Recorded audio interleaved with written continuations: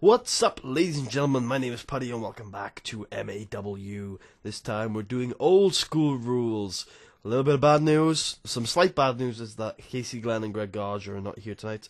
Luckily, they're not feuding with each other now, and I was mistaken. But still, it's not that bad. The biggest bad news, however, is that we have lost permanently the guy that we were going to replace. Our last guy that we lost with. That's Stephen Parker. He's left in the middle of a push, which is just fantastic, which means, Stephen Parker's gone. I don't really know what to say about that. We kind of need I haven't even thought about who's replacing him in that role. Let's auto push everyone. Because I need someone to take the belt off of Cammy. And I have nobody to do so, except for maybe even Mean Gene. For fuck's sake. Oh god. Please no. Who else could possibly do it? Greg, Casey. But he's the tag team fucking champion right now. So is Mean Gene, mind you. They haven't defended the belts yet. Shit. Wow. That's not bad. Wow. He got places. I got places. I keep thinking this is someone else. This is me. Damn. I honestly have no clue. I honestly have no freaking clue right now who we're pushing or how. Well, it's Mean Gene at the moment, right? That's what's going on at the moment. We're booking a tag team title match tonight, and Mean Gene and Casey are dropping the belts. That's confirmed. The Enforcers. No, they're not going to drop the belts on their first title defense, so let's get that idea out of my head. They can beat the Lost Causes. Why? Because they're the only freaking tag team on the roster. Well, that's not true, obviously, but still, they're one of the only tag teams on the roster. Question is, who do we put in the main event tonight? Shall we main event with a Frosure match? Yeah, that makes sense. We had a world title match last time. Plus, Frosure is making that belt worth it, man. He's getting over. He's doing good things. I ain't got nothing bad to say about Fro right now. In fact, let's put Dean in the main event because we put him in one. We put him in the opener. No, we put him in the main event last time actually. Yeah, so let's continue the Dean Waldorf push. In fact, I think we've already done this. Yeah, we have. Oh. We've done it once in a non-title match. And that was the match I remember. That was the match where we had them call in the ring. That was the biggest problem with that match. So we'll script it this time. They should do good things. Because Fro has continued to impress me since those opening poor matches that he had. Cammy's got to have a match, right? Unless we keep him on the microphone tonight, which I wouldn't be I wouldn't be too annoyed to do. But nah, let's put him in a match. George Wolf has 0 momentum, 0. This probably isn't going to help that then. Actually, come on, we should just give the all-out tip to everyone because it just gives people chances. All right. But a bunch of 6-minute matches on this card. I don't see any reason why not. Even Findlay. Well, Findlay always has 6-minute matches, usually. Against Deuce Deadline. Oh yeah, we haven't used our new developmental guy yet. Who is he? Todd something or other, the babyface. We'll put him up against the other ring general, because that'll give us a good indication of where he's at right now. Because if you can't put on like a D against a ring general, even if it is your first match, you're still not going to get too far. Scripted, decisive, all out. Yeah, you should be able to put on a D. D minus is good enough for me. But you should be able to put on a D of some description against a ring general. I mean, I'm not just talking about like ring general as the general term. I'm talking about like literally one of the members of the ring general tag team. You've got to be able to put on a D against one of them. Just a bunch of matches tonight, just to like get people over, kind of, and also train some people. Just putting people like Steve Flash against potential superstars like the Architect is always a good thing. Because Steve Flash's amazing skills will rub off on him. Yeah. Ooh, El Mitico is probably going to be Hollywood's opponent tonight. They put on like a C, if I remember correctly, last year, which is really good. So we'll probably end up putting them in the opener. Yeah, we'll give that, because they both should have gotten better, so this should actually do better this year. So I'm going to put Hollywood Brett Star against El Mitico Jr. in the opening match. Give him 10 minutes this time. There's no titles to put on the line. Hollywood obviously goes over, but we'll make it open. We'll make it scripted because El Mitico isn't very good at calling matches. Maybe that's gotten better, but I doubt it because we haven't been putting him in too many matches this year. Ooh. Maybe that's improved more than I think it has, but that's really good. Yeah, they can call this one.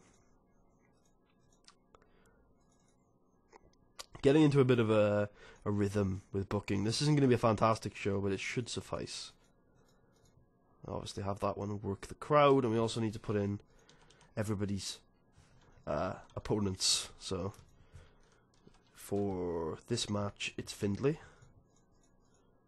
For the Findlay match, it's Hollywood. Interference. Findlay gets interfered by Hollywood. For the main, it would be Greg, but I don't think he's here tonight.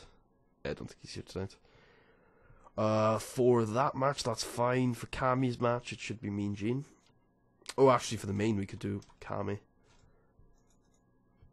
Yeah, I think we will, actually. No, not Marv Stadler. We don't give a shit about Marv Stadler right now. And for the main, we'll have Mean Gene. Oh, wait. We'll have Mean Gene. Oh, it's Dean Waldorf, I thought. Oh, yeah. Screw it. We want to have Mean Gene get interfered on in his tag team match. Because Mean Gene, the tag team wrestler, is completely different to Mean Gene, the actual wrestler. Alright, so, ooh, no, not overness-based promo. Just normal promo, please. Well, my custom-created promo that's better from MAW. Kami on Mean Gene, please. After the match. 6 minutes.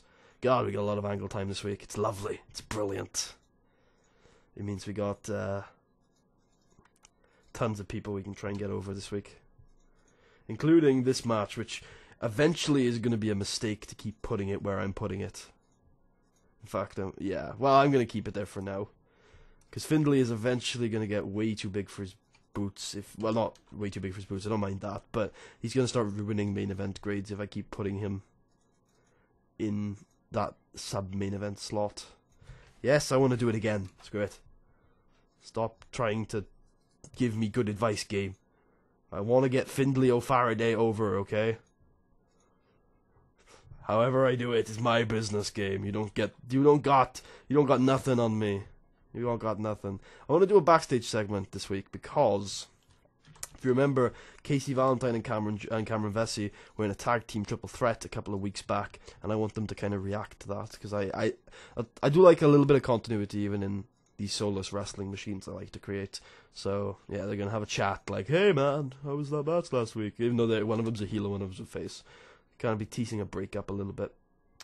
Anybody else we want to put in a promo of some sort? Hollywood, yeah, we want Hollywood to cut a promo on Findlay.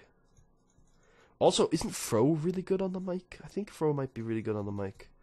So we'll have him cut one this week. We'll have him cut a self-promotion one since nobody's here for him to cut something on. Fro, sure. 4 minutes. Okay. And since we got more time, let's chuck in another one. God, so many angles this week, am I right? So many angles. Robbie Wright. Come on, Robbie. You've got all the skills. You just got to put them to work. Alright, lots and lots and lots of angles this week. It's odd for Maw to run some angles. But fingers crossed they work out. Fingers crossed we get a C- or higher show. That's what I'm looking for this week. Good opener. Exactly what I was hoping for. Yeah, works for me. Robbie Wright cutting a D promo. Yeah, well done, Robbie. That's Copperhead is in a D match. That's pretty good. That's the Findlay one. We were expecting that. Well, we wanted a D. We didn't get one. That's unfortunate. Matsudiro was off his game, though. It's really unfortunate. C-. Whoa! Booyah! Hollywood Brett Starr just cut a C- promo. He's getting there. This is what it was always going to be. That's a good segment. Casey Valentine being a part of it is really good. That's what I was expecting. That's fine. For sure gets a really good promo. Yep, we're going to do this more. That's a really freaking good match. That's a really freaking good promo. That's also not a bad... Was this the semi-main? Did I make this the semi-main? that was kind of a mistake. It wasn't a mistake now that we know what the grade is, but I wouldn't have made it the semi-main if I knew. Well done, by the way, Lost Cause. Well done, everybody involved in this match. This was good. That's a good promo, as we hoped. And I'm surprised this isn't better, but it's good enough.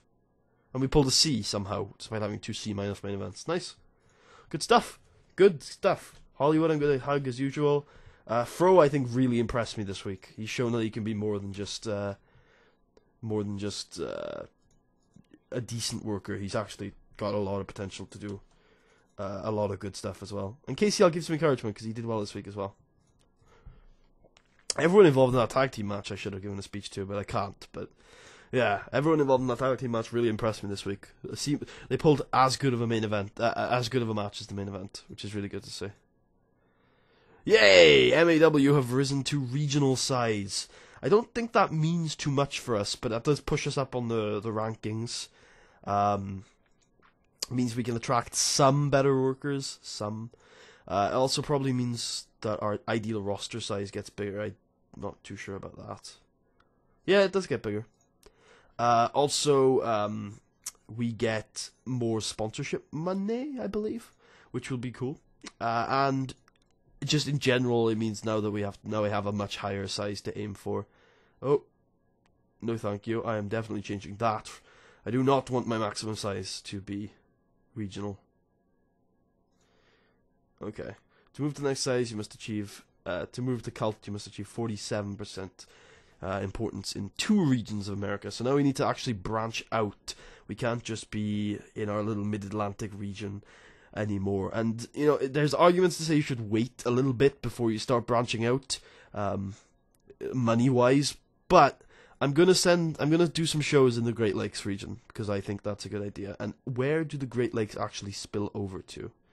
Because that'll... And also we got a big boost from prestige and momentum for going up in the size, which is always good. Where do the Great Lakes spill over to? Tri-State, which we can't hold any stuff in. Mid-Atlantic, which we can't hold any stuff in. Because, well, we do, sorry. Ontario, which is in Canada, so no thank you on that one. Southeast, I don't think we can hold any events in. That's okay, though. Should we even be in the Confederation of the Territories anymore? Yeah, maybe we should. We're about to start regional battles. That's the biggest thing that we get from regional stuff. Ugh, that's going to be nasty. We're going to start regional battles, which we need to win. How's everyone else doing, by the way? Oh, my lord. Good God. Remy Sky. Greg White, huh? Maybe Greg Wright, sorry. Should we sign Greg Black / Greg Wright? Good lord, I don't want to get involved with that. That's nasty. CZW are doing ridiculous. Holy shit, I'm not ready for regional battles. We've lost all our stars. I'm nowhere near ready for regional battles. Alright, well, stay away from the Mid-South is the... yeah, I don't think I want to do the regional battle thing. I don't think I want to leave the Confederation of the Territories right now. But we will start running some shows in the Great Lakes and possibly somewhere else as well. Let me just have a look. Where is... Let's just take a look at Spillover again, because that's always useful. So the Southeast would be the next nearest place. So Puerto Rico, if we can find somewhere that speaks English, would not be the worst idea in the world, unless one of our... That's in Mexico, right? Yep. And that's in Canada. In Ontario, actually, so we wouldn't be able to run a show up there. Okay, so we might actually run some shows in Puerto Rico. I wouldn't be opposed to doing that, as long as we can find the right venue. So, what we're going to do is we're going to have a new monthly event. Yeah, we're going to have a new monthly event. Retaliation. No, thank you. I'm going to call it... There you go. It's going to be called FanFest Monthly, which is what I usually do. Right. The size of the card directly impacts the attendance levels that are possible. Okay. A company will almost always run the biggest size of an event in order to maximize its potential profits. Please note if you choose a size bigger than the maximum. Okay. I'm not sure whether I want to run small or medium right now. I assume I want to run a medium event, because it's just more profitable, right? But I'm not entirely sure. It's going to be an hour-long event. Wait, what about small? Can I run... A medium show must be an hour and a half minutes long. So I'm going to run a small show just so I can just run an hour show. Yeah, because I want to run I want to run as least amount as I can. So we want the FanFest logo.